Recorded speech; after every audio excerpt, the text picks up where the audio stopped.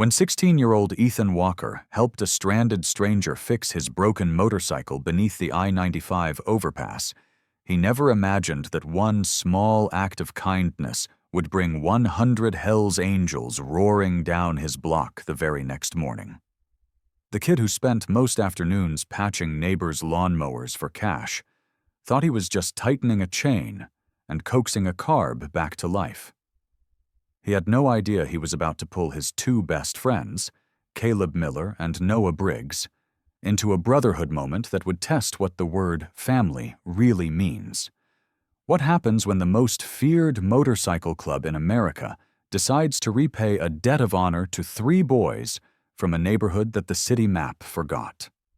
Before we continue, take a moment to subscribe, not for the numbers, but because stories like this remind the world that goodness still exists. And tell us where you're watching from. It's always amazing to see how far kindness travels. The liquor store's flickering neon buzzed like a mosquito in the June humidity, pouring sickly green light across Baker Avenue, where oil-slick puddles mirrored clouds drifting over Jacksonville's flattened skyline. Traffic sighed and grumbled across the overpass, dump trucks leaving their voices behind like a gravel cough. Somewhere nearby, a radio argued with a police scanner. Somewhere else, an old hound refused to stop barking at ghosts. Ethan leaned his shoulder against the cinder-block wall of Mr. Lee's market, palms black with the day's work, fingernails tattooed by grease that soap never completely forgave. The work shirt he wore had been his father's, C. Carter stitched in cursive above the pocket, the fabric rubbed smooth on the chest where his dad's seatbelt used to ride. It still carried a whisper of pine sol and diesel, a memory Ethan guarded the way some people guard photographs. Across the parking lot, Caleb practiced lazy crossovers with a scuffed basketball, counting under his breath like a drummer keeping time.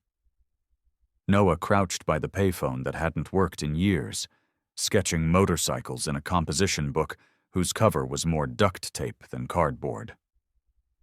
"Coach said we run suicides tomorrow," Caleb said without looking up. "Ain't no way my legs forgive him." "Coach runs his mouth more than we run," Noah muttered, shading an exhaust pipe until it gleamed on paper. "What time your mama get off, Ethan?" "Midnight," Ethan said. "Double shift. She'll text when she's heading home. We'll walk her from the bus stop." They didn't need to say, like always. Some routines became prayer by repetition. That's when they heard it. The low thunder of a V-twin limping, coughing, spitting like a smoker trying to climb stairs. Headlights snagged a piece of their world, and a black Harley rolled into the lot, wobbling like a boxer who'd forgotten where the ropes were.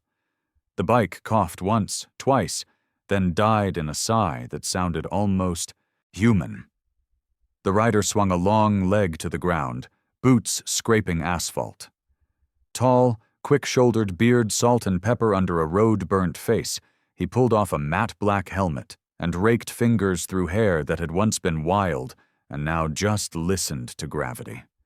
His leather cut hung heavy with patches that meant nothing to the boys yet, and everything to the roads they'd never ridden. He stood there for a second, breathing like the world had been holding him underwater, and finally let him up. Even from 20 feet away, the boys could read it, the look people wear when the last thing they counted on decides to quit. Ethan didn't think about it. He never really did when something broken called his name. "Chain slack," he said, voice carrying across heat-shimmered air. "Might have eaten a tooth. Carb starving too." The man turned, a little surprised, like the parking lot had just spoken.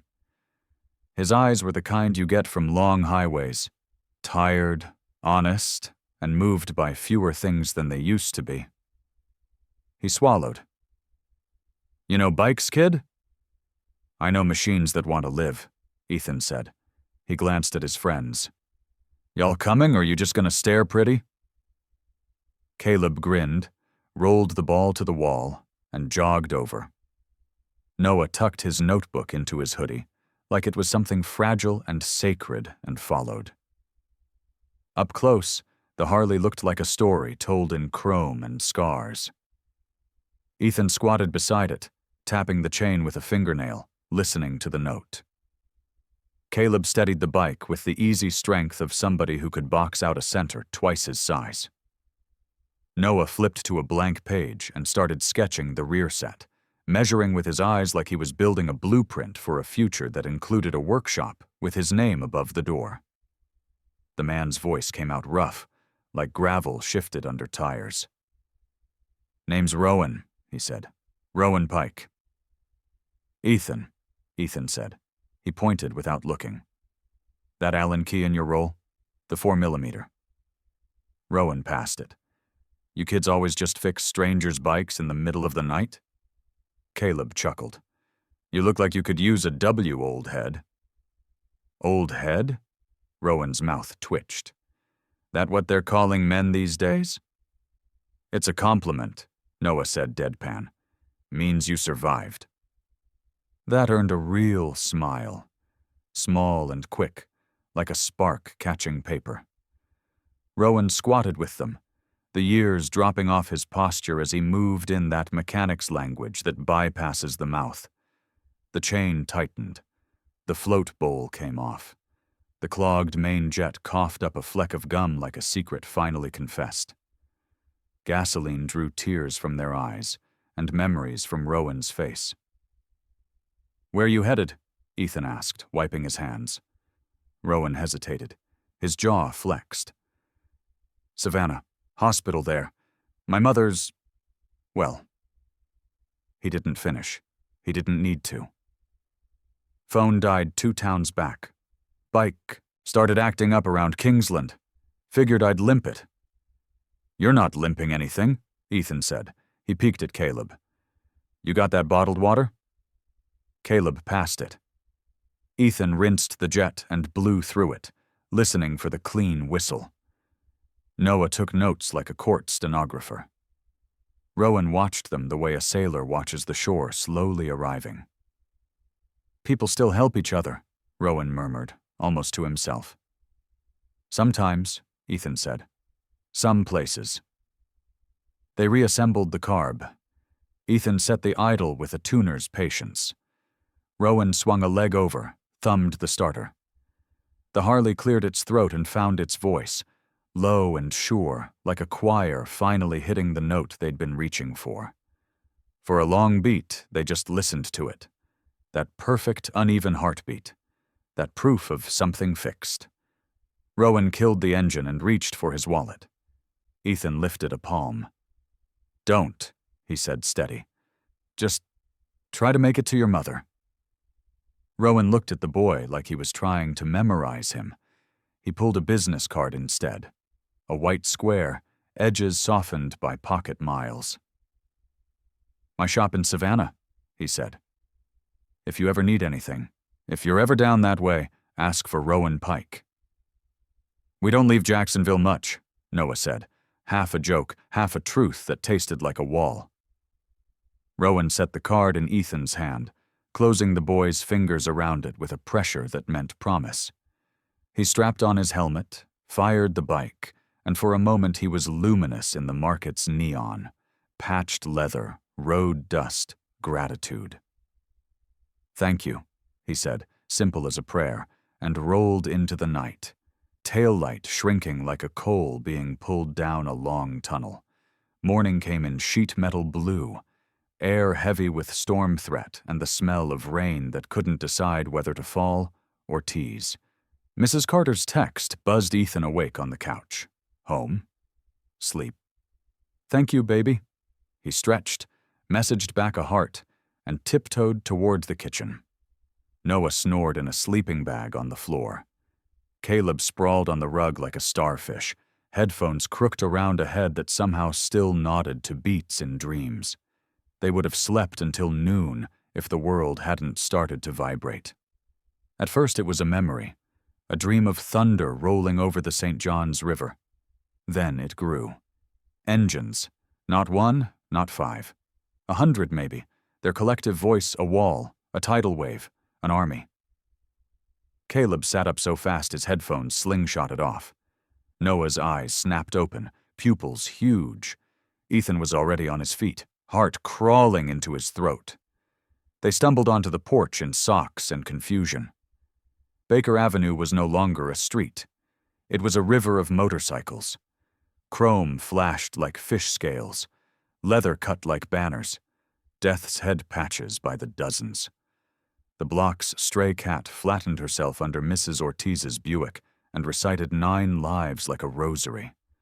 Neighbors froze on porches, phones lifted, mouths open. The little kids from Unit 3 danced in circles, convinced a parade had accidentally found them. Even Mr. Lee stepped outside his market, apron flapping, words failing him for the first time since 1989. The Hells Angels rolled in with formation discipline that said we are not here by accident. They eased to a stop along the curb, 2 rows deep down the block, engines holding that steady animal purr that feels like a bass line beneath your ribs. And then they silenced, one by one, until the summer air remembered how to be quiet. A man stepped from the 3rd bike in the front row. He took off his helmet like a knight removing a helm, slow and deliberate. Rowan Pike. Same eyes, but not the same man. Overnight he'd put his purpose back on. Patches on his cut seemed to glow. Years, chapters, roads, respect stitched by hands that understood what each thread cost. If stories like this move you, don't just keep scrolling. Subscribe and stand with us in spreading hope, loyalty, and the kind of kindness the world easily forgets. He climbed the porch steps with a quiet that felt bigger than noise. The boys didn't move. The street didn't breathe. Rowan smiled, and it broke the tension like a dropped wrench. "Morning, Ethan," he said, and then looked at the other 2. "You Caleb and Noah?" They nodded in unison. Rowan turned, his voice carried like a church bell across the block. "Boys," he called to the assembled sea of leather, "these are the young men who made sure I didn't miss my mother's last clear morning." A low rumble of approval rolled through the line, not engines this time. Men, helmets dipped, hands tapped hearts. Someone said, "Respect," and the word ricocheted softly down the row like a touch. Rowan faced the boys again. "You didn't take my money," he said, "so we brought something else." He snapped his fingers. 2 riders eased forward with milk crates and tool bags, another with a red toolbox that looked heavy enough to anchor a small boat. They set everything carefully on the porch, then stepped back. "First," Rowan said, "breakfast." He flipped open a crate. Thermoses, foil-wrapped biscuits, fruit. "Your mama's at work? We'll leave some for her, too." Mrs. Carter, who had come to the doorway with a hand at her throat and eyes wide as platters, tried to speak and found a laugh instead. "Well, I never," she started, and the rest of the sentence dissolved into grateful tears. "Second," Rowan said, pointing to the toolbox. "In there is a starter set that would make a dealership jealous. Wrenches, sockets, Torco wrench, multimeter, chain breaker, clamps. It's yours." Ethan opened it and had to grip the lid to stop his hands from trembling. We can't." "You can," Rowan said, "because I say so, and because the road says so, and because when a thing is done right, you honor it by adding to it." He snapped his fingers again. A rider with tattoos like a map brought up a green folder. Rowan held it without hurry, the way a man holds a letter he's read 100 times. "I made some calls on the ride back last night," he said. "I've got friends in Jack's Beach who run a legit shop. Sparrow Road Cycles. They need summer help. Paid. Learning on real bikes. Safe environment, no nonsense. They'll take all 3 of you, if you want it. Start tomorrow." Caleb swallowed so hard it made a sound. "For real?" "For real," Rowan said. "And if school or life gets in the way, you call me. We work the schedule. You keep your grades up, you keep showing up, they'll keep teaching." Noah squinted like he couldn't quite focus on the outline of his own future. What about, can we? He held up his sketchbook as if that finished the sentence. Rowan took it, flipped through pages of careful lines and scraped in shadows of engines drawn like anatomy studies. He nodded slowly. "You're an artist," he said, not a question. "My brother runs a print shop in Savannah. When you're ready, he'll show you CAD, design for parts, stencil work for tanks, but first," he tapped the sketchbook, "you learn how the thing breathes." Noah smiled for real for the first time that morning. It transformed him. "And third," Rowan said, quieter now, like the porch had turned into a small church, "no one messes with this house." He looked down the line of riders, who had already made the vow with their bodies simply by being here. "Word travels. If trouble comes, you call. If someone tries to put a hand on you that shouldn't, you call. If the world forgets you, we remember." Mrs. Carter covered her mouth. An amen escaped. Something eased along the block. Neighbors unclenched, kids started whispering, phones rose again. The stray cat decided maybe the morning could exist after all. Rowan stepped closer to Ethan. "You tightened that chain like a man who respects tension," he said. "You talked to that carb like it owed you money, but you still loved it. That's not something I see every day. Where'd you learn?"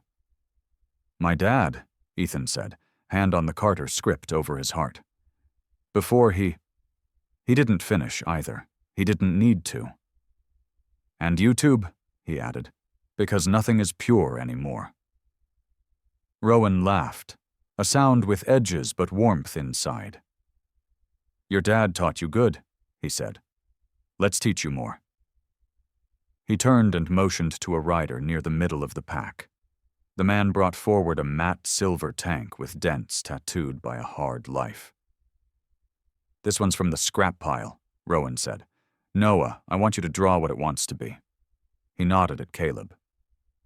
"And you, ever changed a tire on a bike?" "I can change them on a car with my eyes closed," Caleb said. "Good. Today you learn the patience it takes when the rim talks back." They set up, right there on the porch and the yard, and the cracked stretch of sidewalk. An old man from Unit 7 dragged a lawn chair out and declared himself foreman emeritus. Kids fetched water and ran messages like junior squires.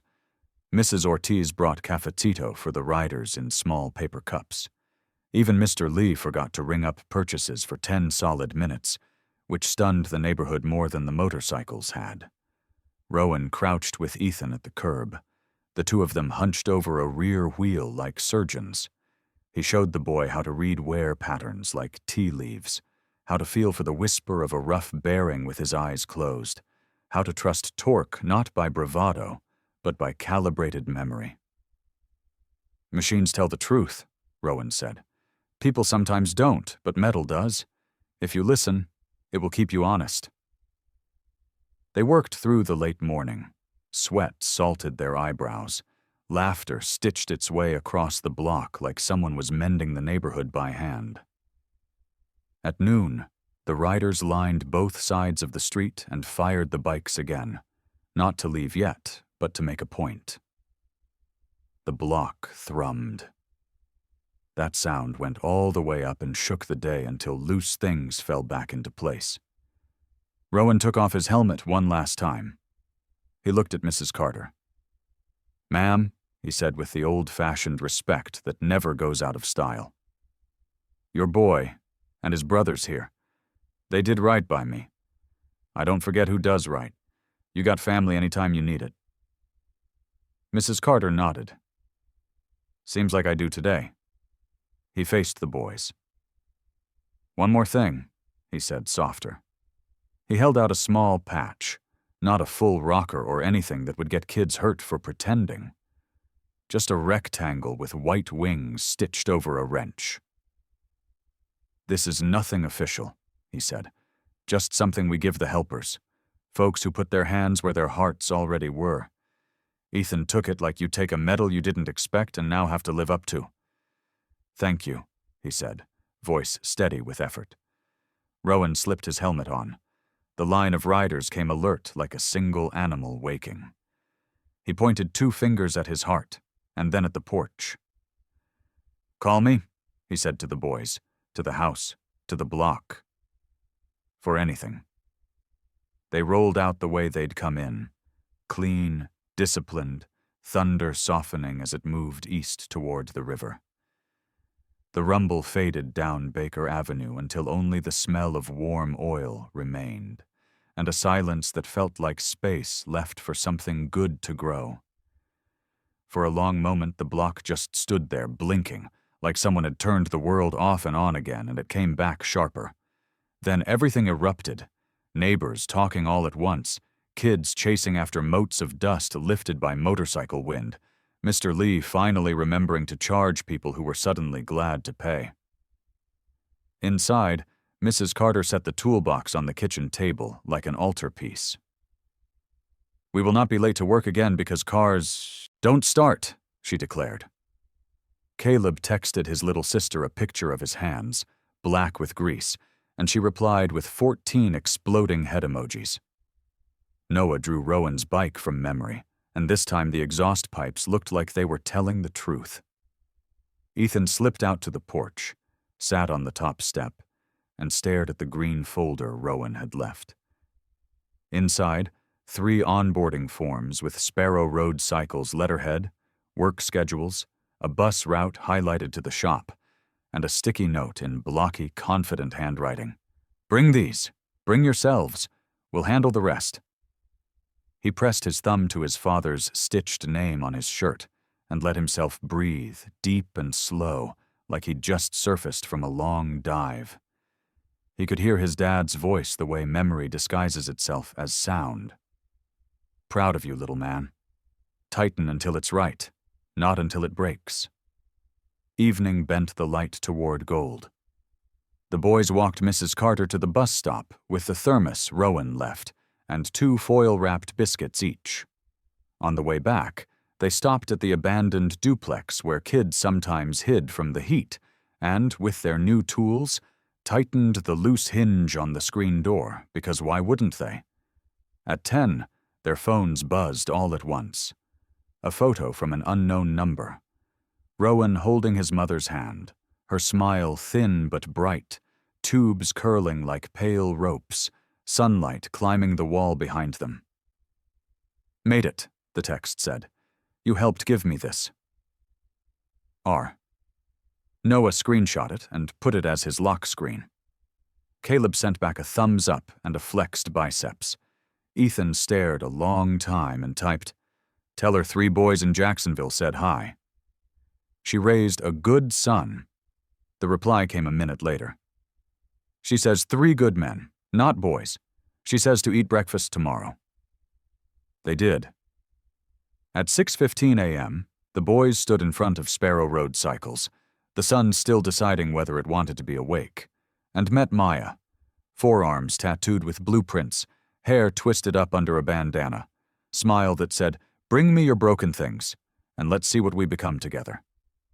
She handed them shop shirts with their names inked on tape until the real patches could be sewn. She pointed them toward a 1978 CB750 whose wiring harness had opinions. She taught Caleb to balance a wheel like it was meditation. She told Noah to design a tank graphic for a customer who'd only ever said, "Something that feels like rain before it falls." She watched Ethan listen to a misfire, and then find the wrong like he was reading Braille the universe hid in plain sight. By noon, they were grimy and happy in a way that stuck. By closing, Maya said the thing that matters most. "You can stay," she told them, "not because Rowan asked, because you earned it." On the walk home, they were quiet the way boys are when the future suddenly stops being theory. Baker Avenue looked the same, but they didn't. At the porch, Mrs. Carter had a surprise of her own. A sheet cake from Mr. Lee's that said, "First Day" in wobbly blue letters. The neighborhood pitched in plastic forks. Someone put on music. Somebody else started dancing. The stray cat decided crumbs were beneath her and walked away, proud.